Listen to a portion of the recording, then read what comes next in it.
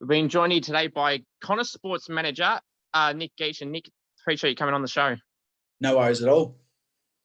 Yeah, obviously you got a lot of clients. And first of all, I want to start with the main one, and that's Dan McStay. Obviously, he's a free agent from the Brisbane Lions, having a great season, probably his career best season heading into last season as well. He's pretty good. What's the contract status with Dan at the moment? Is he happy to stay, or is he holding it out for now and see how things go the rest of the year?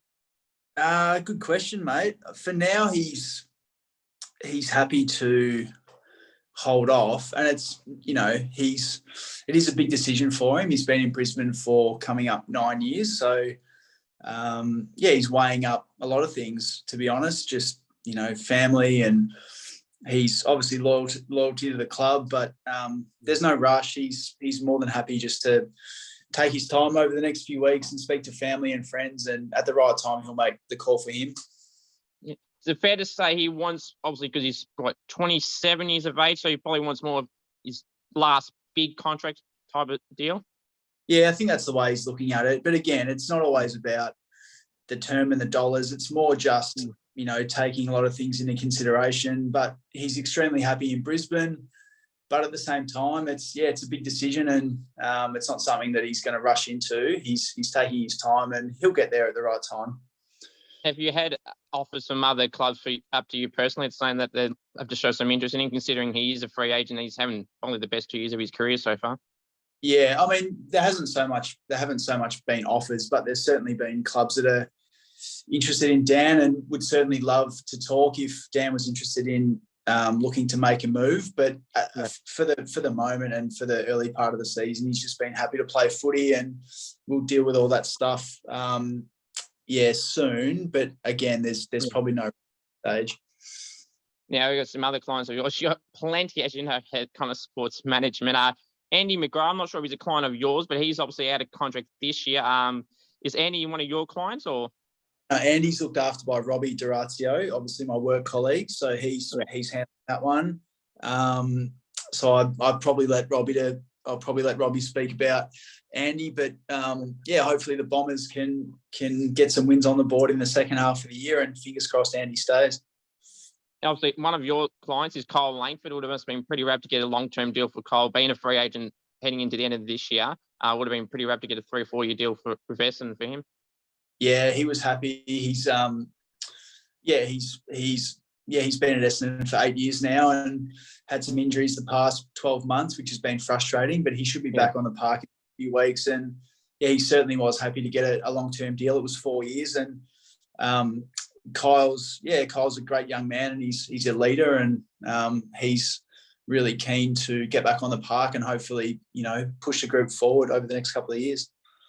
A few other clients of yours, Dan Houston and Clayton Oliver, you would have been rapt to get long-term deals for them last year, pretty much securing them for life at their current clubs. Yeah, so Dan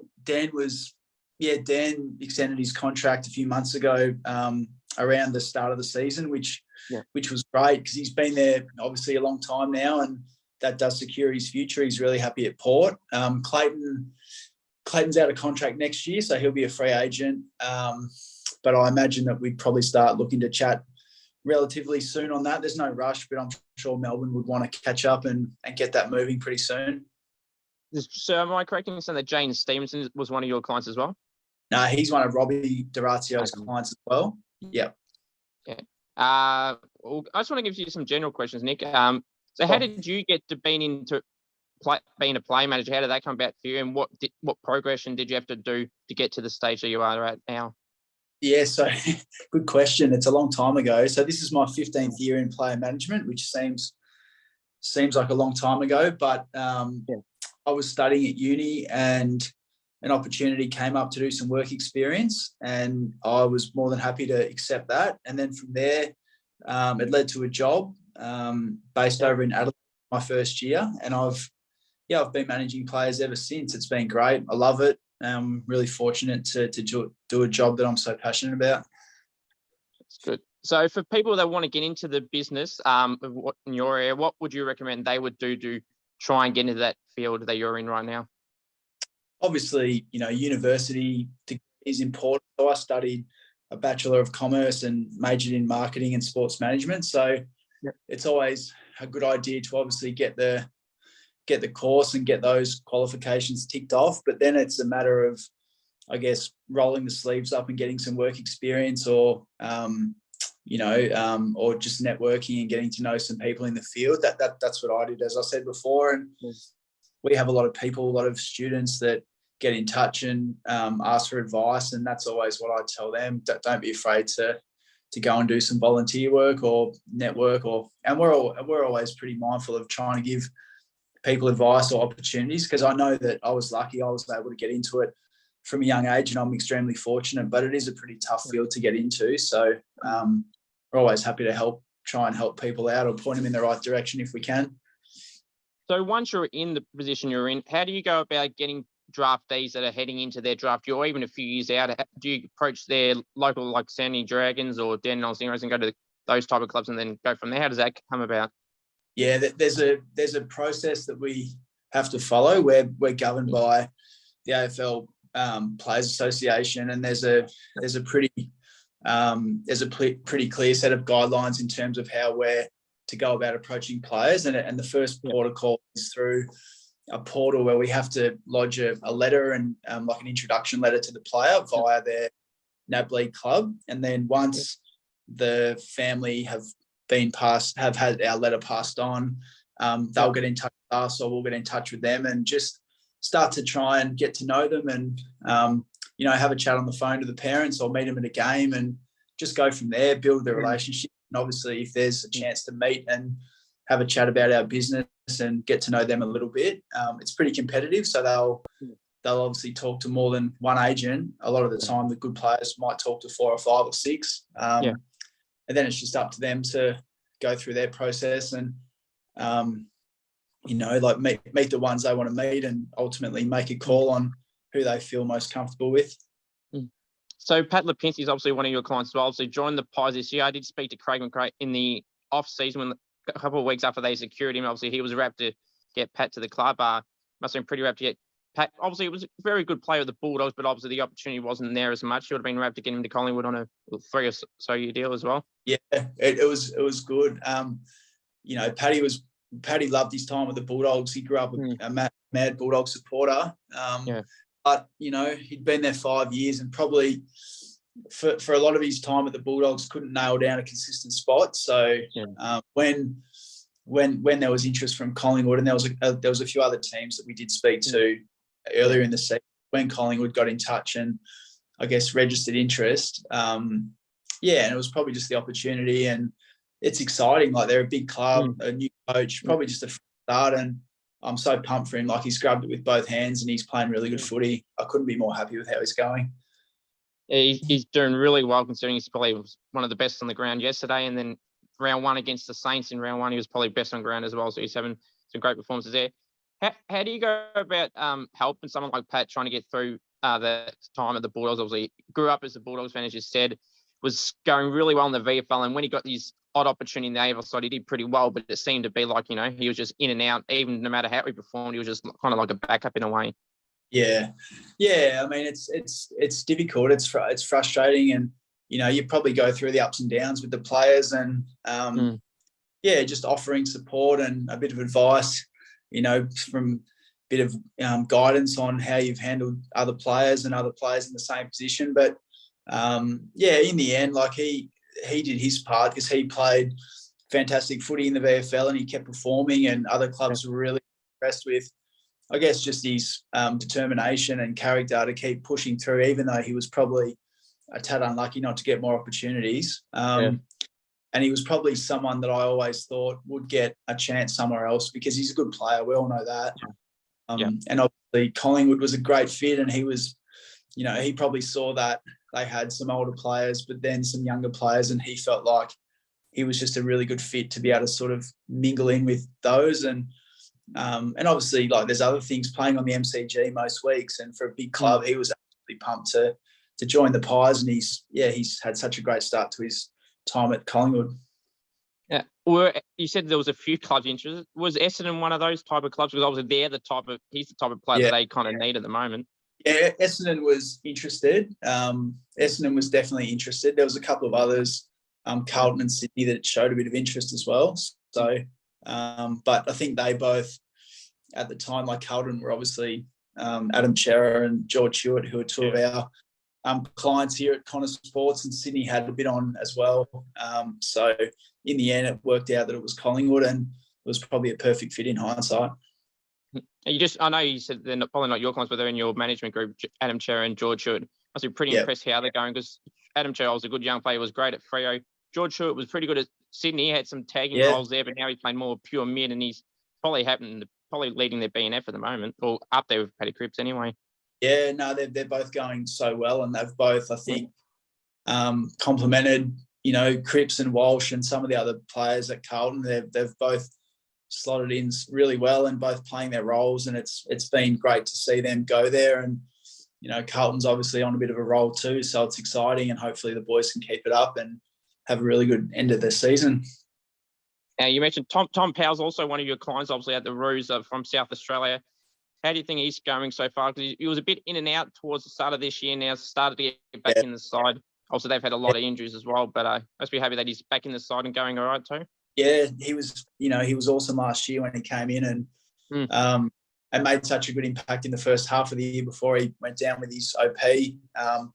And I think the OP really affected him over the pre-season. He didn't get a really good, solid block of training in. He was basically off his legs up until after Christmas. So it probably didn't surprise me that he's had probably took him a little while to get moving and sort of get his fitness up. But now that he's back, I thought he was quite good on the weekend. He played a lot on ball, and I'm expecting a big second half of the year from him because he's a really good player.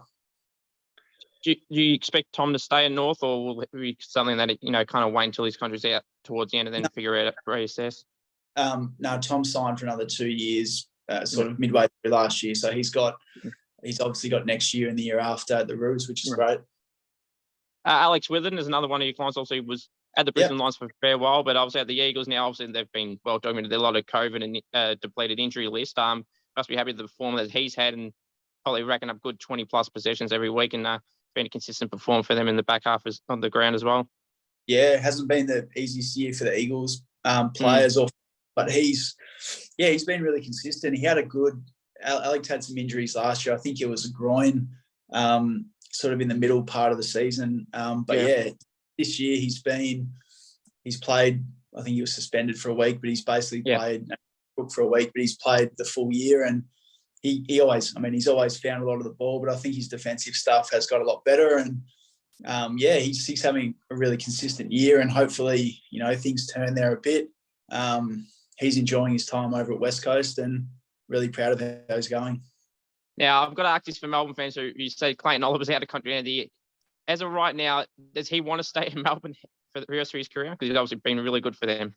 Yeah, of course he does. Like, he's extremely happy. And, just from when he got to the club until now, just how amazing the journey's been. It was pretty tough early days, and he's been through all the tough times, and obviously what they were able to do last year was unbelievable. And then, the start to the year they've had this year. So he's extremely loyal. He'd love to be a Melbourne player for life. And, he's very determined to win more premierships there for sure.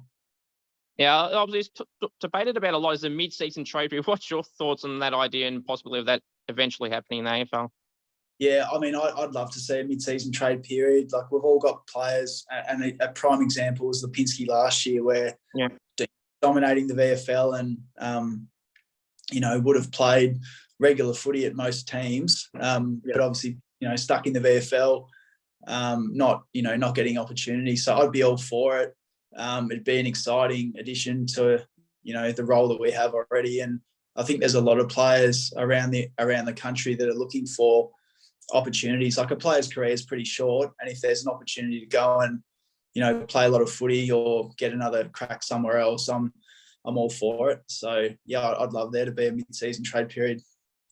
Now, speaking ahead of the trade period this season, do you expect it to be, like, same as some of these journeys, like the Demon is the biggest trade period ever? Would you expect this year's trade period to be relatively quiet, or do you expect it to be a pretty decent one coming up, or too early to tell? I guess I only really ever consider our Connor Sports players, but from our end, I don't think we'll be overly active, just off the top of my head. And obviously a lot of the free agents have started to sign. So, I mean, you never know. There's always some things that you sort of creep up at the last minute, but I think we'll be relatively quiet this year, I'd imagine. I was just going through some of your clients and your kind of sports management. And the King twins, Max and Ben, obviously both have re-signed. You must have been pleased as part of your group to see Ben re-sign at the Suns. Obviously, it's well documented that people saying, he's going to go to St Kilda or he's automatically going to leave. But we don't have to see him stay at the Suns, at least for now anyway. Yeah, no, that was good. And obviously, it was such a shame that he got injured because he's such a really, great young player. And the Suns are having a great year, and it would be awesome to see, how they'd go with a fit Ben King in their team.